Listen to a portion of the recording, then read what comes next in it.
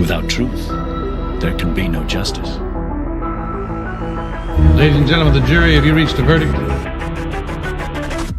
We have, Your Honor.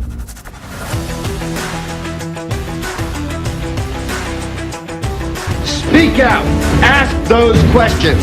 Demand that truth.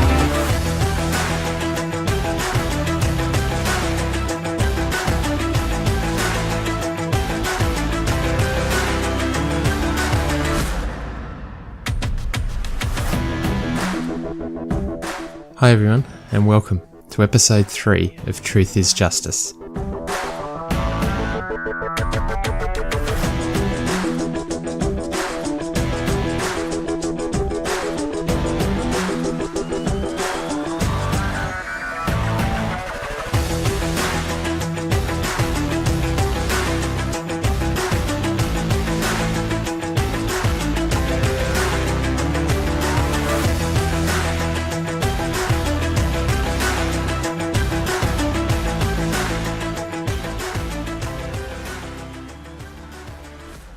We highlighted last week how shows like those of Bob's tend to operate.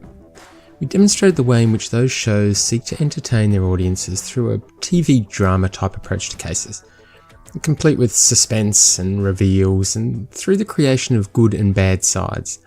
Now, the good side is composed of the defence team and those associated with the defence and all those in direct support of the defence, and the bad side is composed of pretty much everyone else.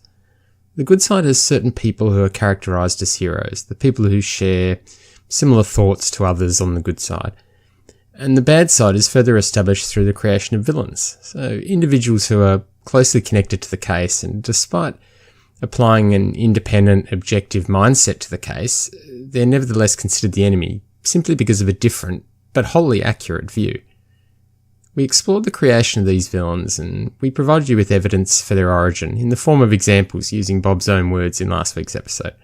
Now, despite suggestions to the contrary, these interactions, like the one that we covered last week, the interview between Bob and Ms. Barnett, they're not as a result of a misunderstanding or a verbal misstep taken due to a lack of material. And it's not simply a poor choice of words on the part of the host. The basis for framing these individuals is completely and utterly false, and it's undoubtedly done deliberately.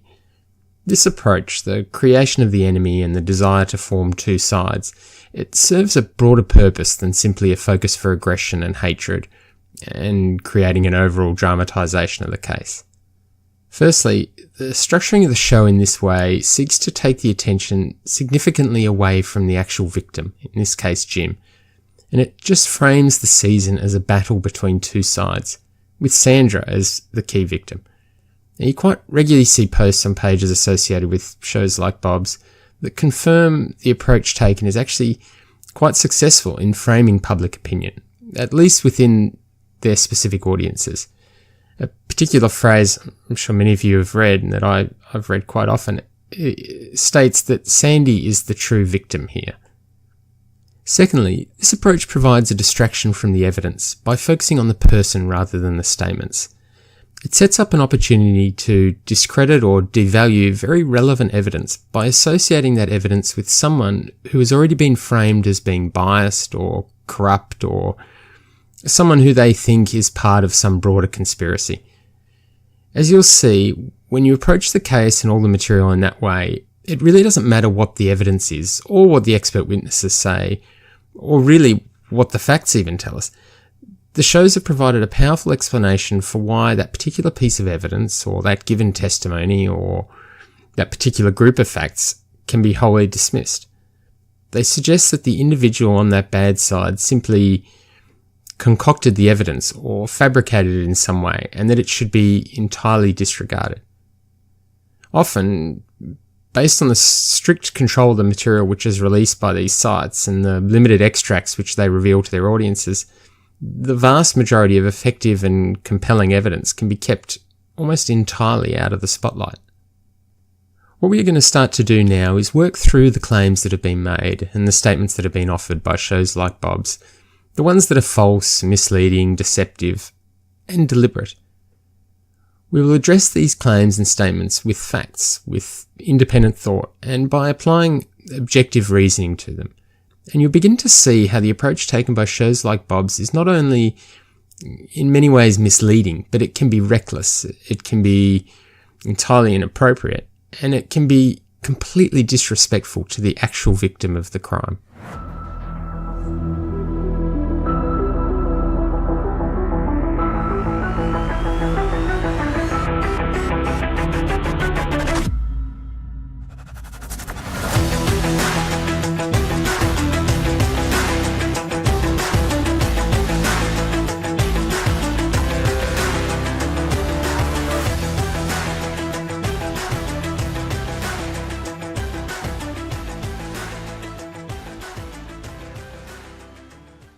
We're going to start our analysis this week with episode 4 of Bob's show. Episode 4 involved Bob interviewing Miss Stephanie Davies. Ms. Davies knew Jim, Sandra and Liz and was for a period of time a member of the same Jehovah's Witnesses Kingdom Hall. Bob introduces Ms. Davies as a very close family friend of the Melgars and said that she knew them intimately. There's a number of overarching statements that Bob makes at the beginning of the episode which I believe seek to firmly establish a given position of innocence for Sandra, and they further cement the overall structure of the two sides involved, particularly in the mind of the audience. Bob even uses the words, "We're going to present to you the other side of the story," as told by Ms. Davies. Bob notes at the beginning of the episode how the season up to that point had been one-sided. He states how the show had focused on the prosecution's case, and how it was now time for his audience to see how that case stands up to scrutiny. There is the crystal clear suggestion again that not only did Ms. Barnett present the entire prosecution case during that 30 minutes of speech on her interview with Bob, but that the only other significant piece of evidence comprising the state's case was the police interview between Detectives Carazol and Doucet with Sandra on the evening she was found. It's useful for us to think about what had preceded episode 4 and whether these suggestions are accurate. Now, it might not seem like a huge point, but my take on it is this. By suggesting that the prosecution's case was limited to just that police interview and the 30 minutes of talking on the show by Ms. Barnett, Bob's able to start the process of creating amongst his followers an overwhelming sense of shock and anger that Sandra was convicted based just on that material. And then when we think about each aspect, take the police interviews. The style of those interviews with Sandra was strongly condemned by Bob, and this negative view of them was strongly encouraged and promoted amongst his followers. And to me, Ms. Barnett's appearance on Bob's show could not be reasonably seen as presenting the need or the requirement for her to convince Bob's listeners of Sandra's guilt.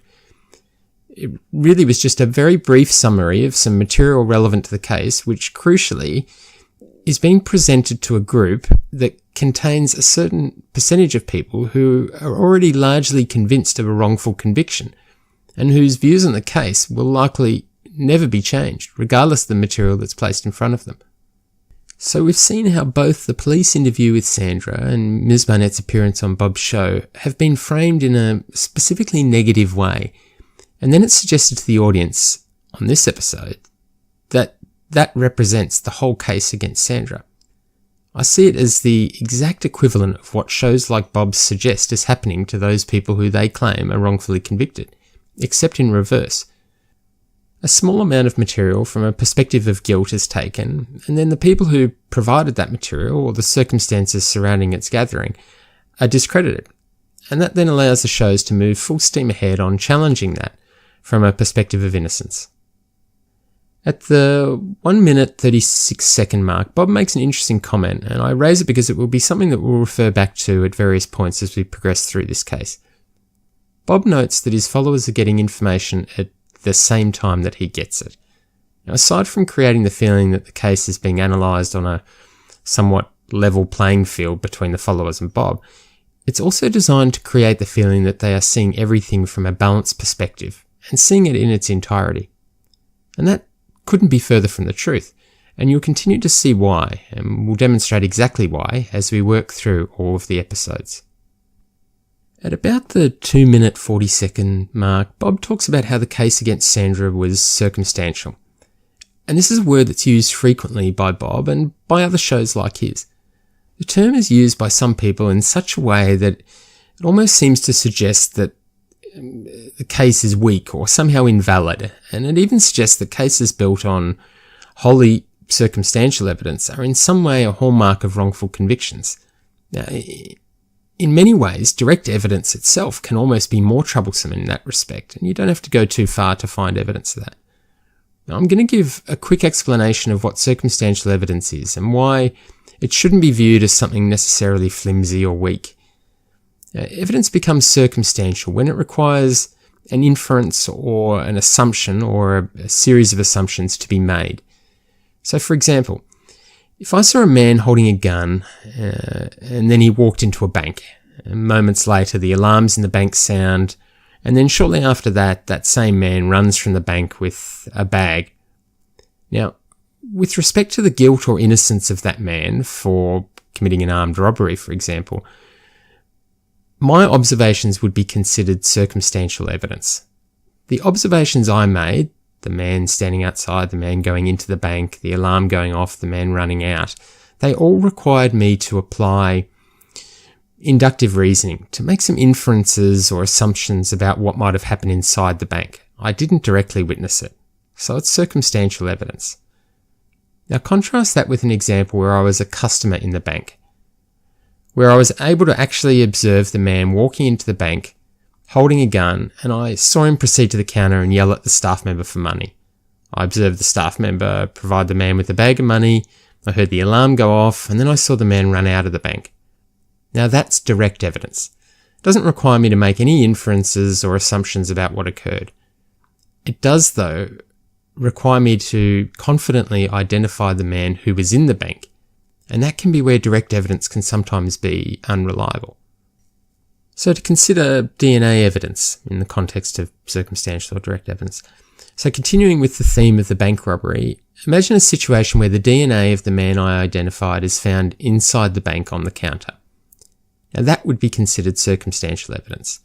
It requires inductive reasoning. Perhaps the man was a regular customer at the bank and had placed his DNA there on a previous visit. Same with fingerprints. What if the man's fingerprints were found on the counter? Again, it's circumstantial evidence. It requires us to make an inference about how that fingerprint got there. By its very nature, homicides, especially those involving a domestic situation, are mostly void of direct evidence because they often occur in a private home without any witnesses present. And for this reason, cases related to homicides committed in a domestic situation and built entirely on circumstantial evidence are common, and they're in no way unusual. Suggesting that a case is wholly circumstantial or purely based on circumstantial evidence can be a powerful statement to make over and over again, especially if you're trying to portray a case in a particular way. And perhaps TV has been partly responsible for framing it in that way. A statement that this is a purely circumstantial case said over and over again can make some people believe that a given case is weak. We will show you over the coming weeks that that simply isn't the case. Another important statement we wanted to highlight is one that Bob makes at about the 3-minute mark. Bob notes that the bulk of the state's case revolves around a theory of motive and assumptions about Jim and Sandra's relationship. Just those 2 points. And I raise this because, once again, it's something we're going to refer back to in the coming weeks. The elements Bob suggests the state's case revolve around tend to change over time. When it's needed to fit a given narrative, when it's needed to fit a given episode, and when it's needed to accommodate information that becomes available. Now, it's a powerful statement to make, without a doubt, but it is without basis in reality, and it's false. If you have an opportunity to read the opening statement from Ms. Barnett, which you can find on our website, we would strongly encourage you to do so. And for those people who are members of our Truth is Justice Facebook group, we'll place a PDF of that part of the transcripts in a post directly below notification of this episode.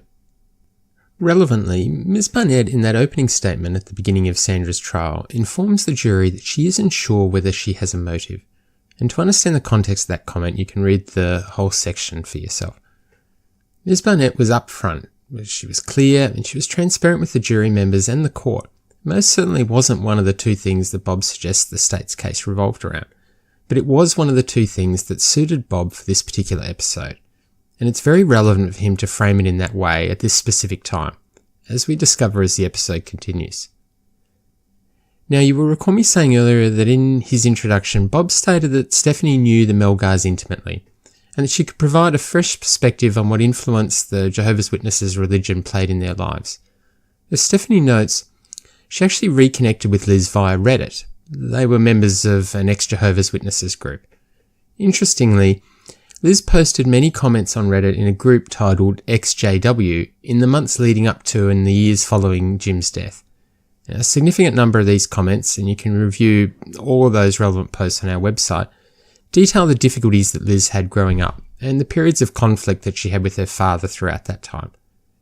Stephanie would go on to later say in the interview how every story she had heard Liz tell about her upbringing represented a positive story about her parents' interaction in her life. I believe that the reality over that period of time, as it's been described intimately by Liz herself, of the dynamics of the family and the issues that were present, were very different to the picture that Stephanie painted based on her contact with Liz.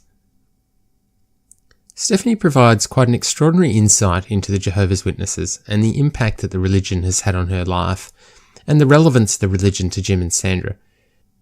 She shares stories about how growing up as a child in the religion is difficult. You're isolated, you're limited to only having friends who are within the Jehovah's Witnesses, and she notes how as a young person you would miss out on all the ordinary things that children do. Extracurricular activities, socialising with non-Jehovah's Witnesses friends, birthday celebrations, Christmas, etc. We're going to highlight a number of things that were raised by Stephanie which I think present an interesting picture of what Jim, Sandra and Liz would have faced in that period of time leading up to Jim's murder.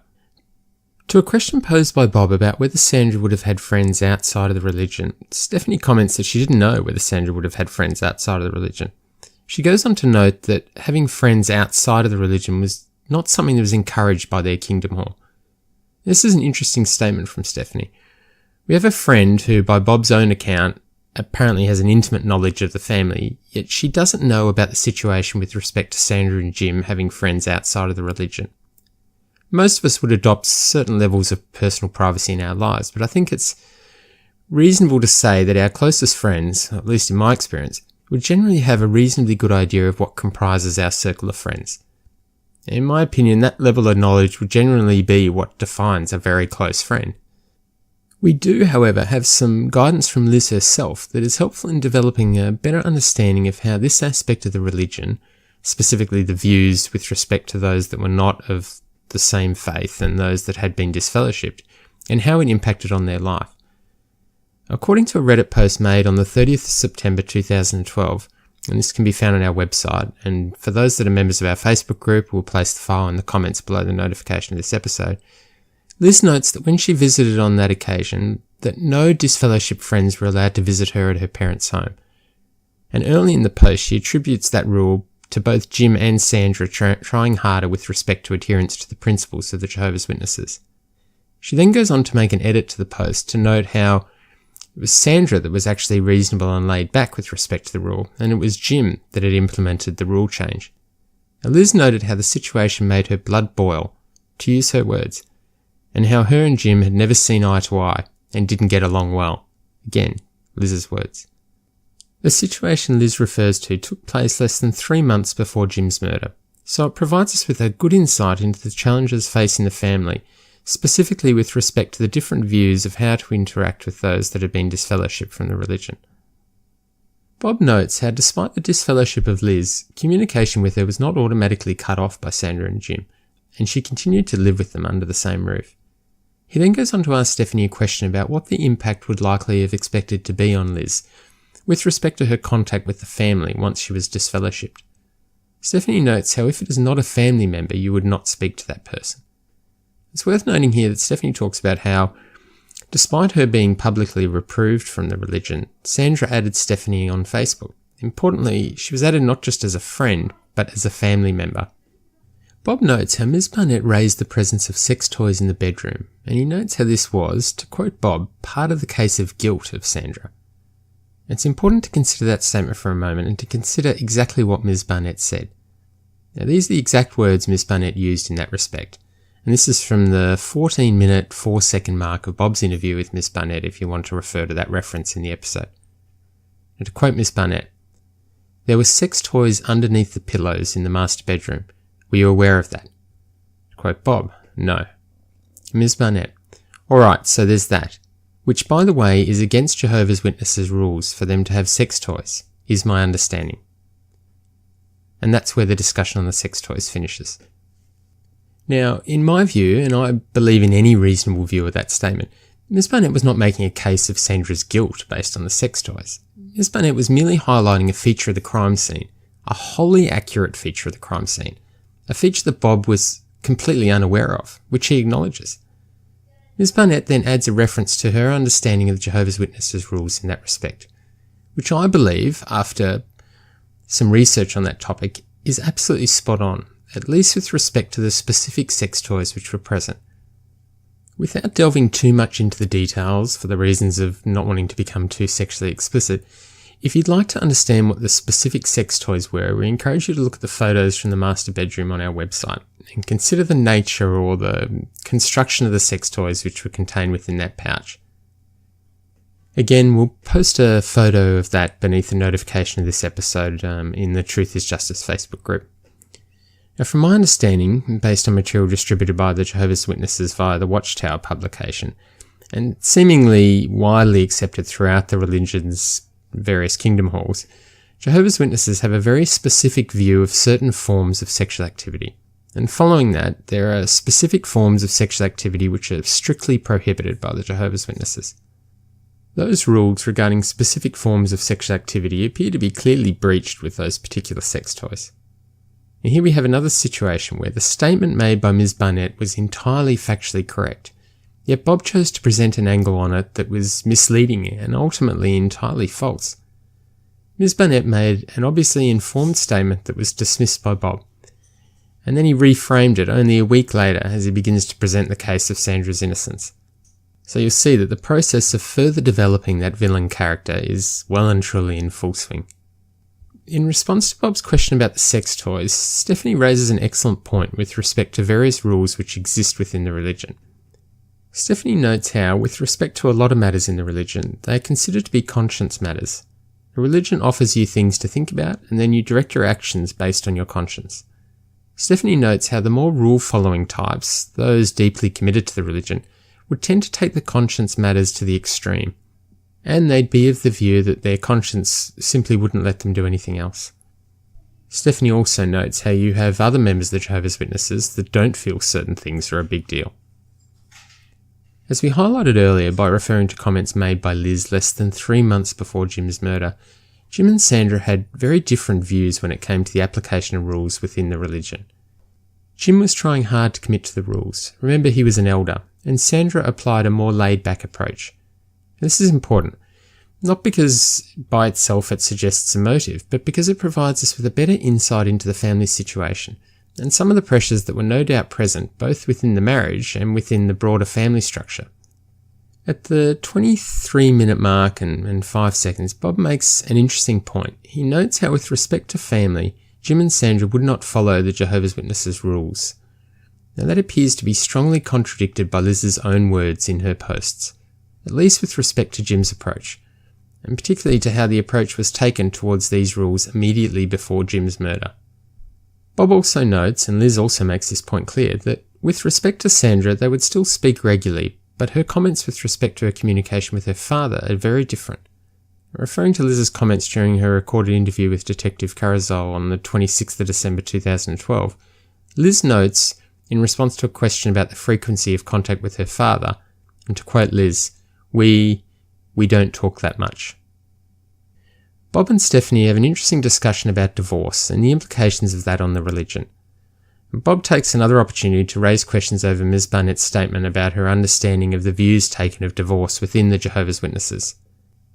Stephanie provides a good perspective on her knowledge of how the Kingdom Hall would manage a divorce, and in many ways, her comments seem to confirm exactly what Ms. Barnett said.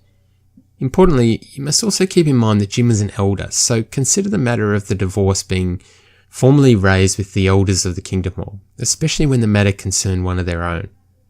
From Liz's own words, Jim was trying hard with respect to following the religion's rules.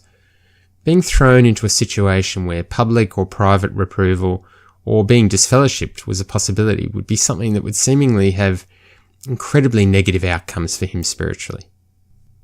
Bob asks Stephanie at approximately the 24-minute mark what her impression was of the relationship between Jim and Sandra. And Stephanie's response to that question gives us an indication of her level of knowledge of the relationship in the period of time leading up to Jim's murder. Stephanie notes that despite having communication with Sandra and Liz over that period of time, she actually hadn't been around Jim since she was a teenager, which, based on the age difference with Liz, and Stephanie indicated that Liz was about 10 years younger than her, would have been 18 years or more prior to Jim's murder. Bob ends the episode with a statement that says that no one, not the prosecution, not the police, were able to find anyone that was able to present anything that shows that Jim and Sandra were anything other than loving towards each other. And in making this statement, Bob specifically refers to them having a great relationship. In the context of the material that was covered during this episode, and in the context of Liz's own words via her Reddit posts, it's important to remember Sandra's own reflections during her police interview, specifically the comments about how her and Jim would argue about Liz. And specifically, Sandra says, in response to a question from Detective Carazal about whether they have any fights, Sandra's response was, "Usually they were because of my daughter, but she's been gone for 5 years now, so no, not anymore." And then later in the interview, Sandra notes that Liz was due to move back to Texas from the UK just 3 months later to live at a location about an hour away from their home at Kelsey Meadows Court. Bob opens the follow-up to episode 4 with a statement about Stephanie's relationship to Jim, Sandra and Liz, and he describes it as a long-time personal relationship. Now, Stephanie provided an excellent insight into the workings of the Jehovah's Witnesses, and importantly, she gave an insight that is informed from the very same Kingdom Hall that the Melgars attended. However, it's very important to remember, as I've just highlighted, that Stephanie herself noted that her interactions with Jim ceased when she was a teenager, approximately 18 years or more prior to Jim's murder. The relevance of her statements, specifically with respect to her observations of the relationship between Sandra and Jim, obviously then need to be taken in that context. At approximately the 1 minute 40 mark, Bob notes, and to use his words, a slight correction. He references viewing the crime scene photos while at the District Attorney's office, and he notes how his comments during a previous episode about the location of the sex toys was incorrect. Now, it's important to note here that the one thing missing from this correction was any sort of retraction of his previous comments, specifically with respect to Ms. Barnett, or any form of apology. To freshen your memory, this is the interaction that took place during the follow-up episode to 603. And that 603 episode was the episode that included an interview with Ms. Barnett. At approximately the 21 minute, 58 second mark of that episode, Bob notes the following in response to a question asked by a listener about the suggested sexual activity on the night of the murder. This is to quote Bob. Again, this was another, in my opinion, kind of a mischaracterization or misrepresentation of that evidence. When she said you know they were, I don't know if she said the words hidden under a pillow, but she certainly said the sex toys were under the pillow. Well, they were in fact under a pillow, but they were not under a pillow in the way that you might suppose. So I pictured, I'm sure you heard me sounding a little bit surprised when she said that there was like these sex toys up, like the bed's made and they were under the pillow. It wasn't the case. They were down more towards the foot of the bed. Now, unsurprisingly, we don't see any retractions or apologies as a matter of course, and in this particular instance, we see an approach that accuses Ms. Barnett of mischaracterizing or misrepresenting the evidence. A serious accusation. An accusation that's not only false, as Bob himself confirms seconds later, but even when the evidence is available confirming to Bob Ms. Barnett's statement, Bob cannot bring himself to retract the accusation. Now, the damage, at least with respect to the image Bob portrays of Ms. Barnett to his followers, has already been done. At the 7 minute 20 second mark, in response to a question about whether the district attorney had any evidence against Sandra, Bob notes, and to quote him, "Not that I have seen." And then he goes on to make a reference to what he sees as being the majority of the state's case. Now, you will recall earlier in today's episode when I noted that Bob stated that the bulk of the state's case revolves around a theory of motive and assumptions about Jim and Sandra's relationship. These were the two elements, just a week prior, that Bob raises as representing the bulk of the state's case. Now, in this episode, Bob now notes the following two elements represent the majority of the state's case. And to quote, 1, her story didn't make sense, and 2, The prosecutor, Ms. Barnett, doesn't believe that a home invasion makes sense. This will be far from the last time that Bob's stated view of what represents the majority of the state's case changes. Again, when it's needed to fit with the given response or to fit a particular theory, Bob's take on the state's case, or more accurately, Bob's portrayal of the state's case, changes. We will continue to highlight the way in which this changes as we progress through each of the episodes. At about the 9-minute mark, Bob addresses a question from a listener directed at the risk that Sandra faced of being trapped in the master bathroom closet. The question suggests that with respect to the theory that Sandra restrained herself within the closet, would the risk of her dying in the closet not counter that theory? And Bob notes that it was one hell of a risk for Sandra to take, as based on his understanding of the bindings and the presence of the chair under the door handle outside the closet, Sandra would have been left in there to die had she not been rescued. Now this is an important element to consider, not only because Sandra's restraint and her being barricaded in the closet is a significant factor in the case, but because I believe it demonstrates Bob's failure to objectively consider certain facts and circumstances of the case, specifically those which point to the possibility that Sandra could have committed the murder. Firstly, let's consider the actual confines of the master bathroom closet. Now, many of you would have drywall within your home, and you may also have internal doors that are quite basic in their structure, as most internal doors are.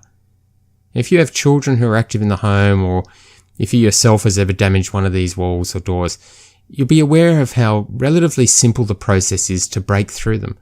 It would take very little effort, especially with kicking legs, to break through the panel door or through the drywall. Secondly, consider the open garage door and the fact that both family cars were present in the driveway and the garage, and the fact that family members were coming over for a planned dinner that evening.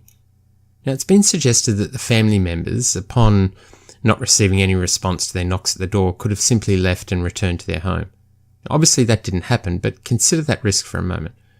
Would those family members, including Jim's own brother, who confirmed details of the dinner with Jim less than 24 hours earlier, and we also had Jim's mother who was invited to the home for dinner, would they have really left and simply gone about their evening without any further inquiry about why Jim and Sandra were not at the home and ready to welcome them in for dinner?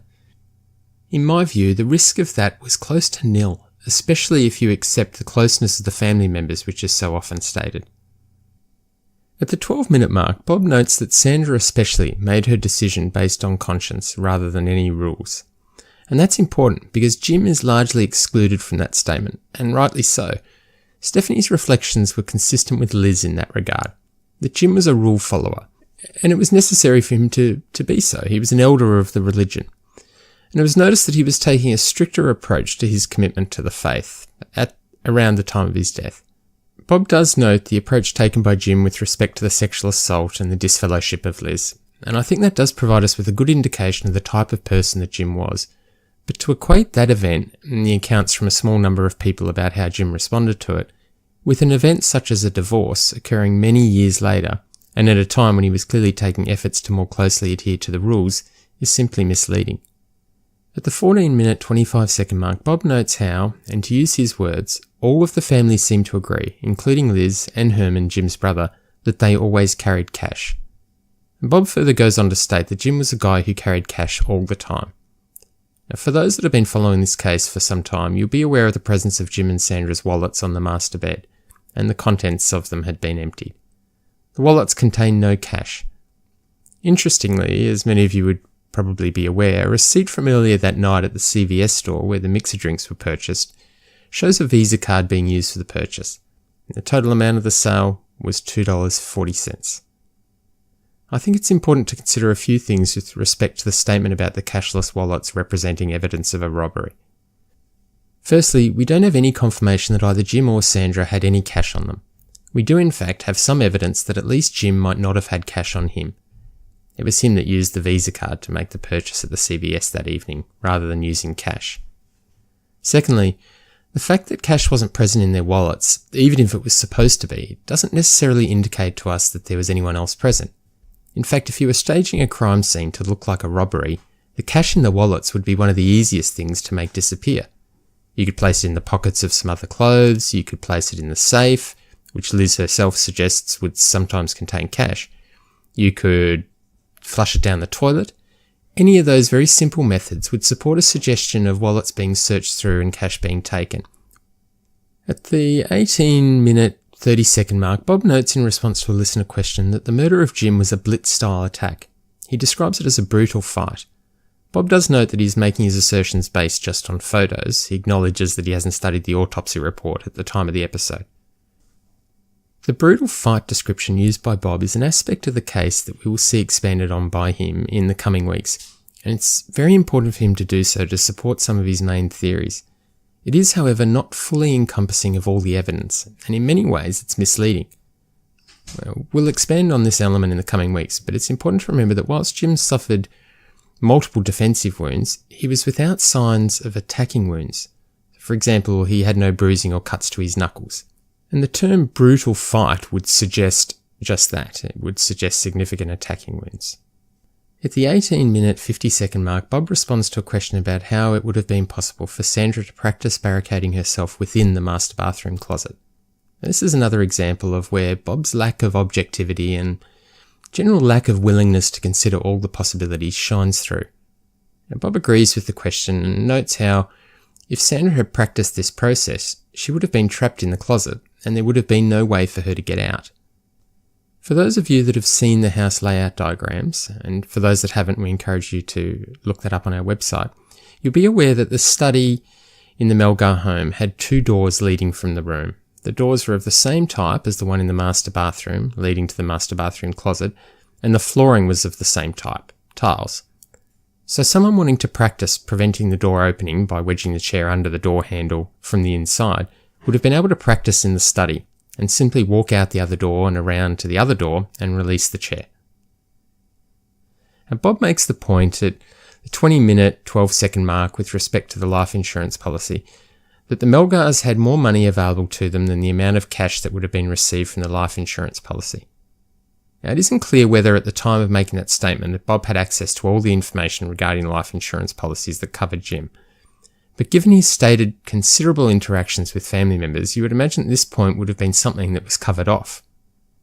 Jim's life insurance policies were structured in such a way that given his death in these circumstances, his policies would have been worth close to $700,000. I've not seen any evidence to suggest that the Melgars had cash available to them anywhere near that amount. At the 25-minute 8-second mark, Bob makes a point that the crime scene investigators are still processing the scene during Sandra's interview with detectives Carazao and Doucet. He makes the incredible statement that, and to quote Bob, they literally know nothing. The reason this is quite an astonishing statement, and another entirely false statement, is the interview was taking place about 6 hours after the first responders arrived at the scene, and the first information about the scene was being gathered. So to suggest that literally nothing was known about the scene is laughable, but it does further drum into Bob's audience that the approach taken was without merit. It disregards the views of many experienced law enforcement officers that had already assessed the scene, and it disregards the statements taken from witnesses and the observations from Sandra and Jim and the crime scene. At the 25-minute 37-second mark, Bob makes a statement about DNA evidence and tells his audience that DNA evidence exists in various places, and that, to quote Bob, most certainly came from the killer. Now, Bob indicates that fresh, preserved evidence is available to test that DNA against. Whilst this is quite a headline-grabbing statement for Bob to make, he offers very little indication of specifically what he is referencing, and that is entirely deliberate on his part. As most of these headline-grabbing statements are, it's misleading, and we'll address the issue of DNA in the coming weeks. At the 26-minute 15-second mark, in response to a question about who made plans for the dinner on the evening when Sandra was found in the master bathroom closet, Bob notes that the plans were made directly between Jim and his brother Herman, and Bob makes the statement that Sandra had nothing to do with those plans. Now, this is an important point, because the arrangement of the dinner and people to come over would have provided a known time for when guests were going to be present at the house. To say that Sandra had nothing to do with those plans is an unusual statement to make, as obviously the only person who can corroborate it is Sandra herself. If I was planning a family gathering with members from my wife's family, my wife would contact her family. Not because I didn't want to or that we don't get along, just because it would be the natural thing for us to do. Similarly, if my wife wanted to plan an event and wanted to invite my family, I would be the natural person to contact them.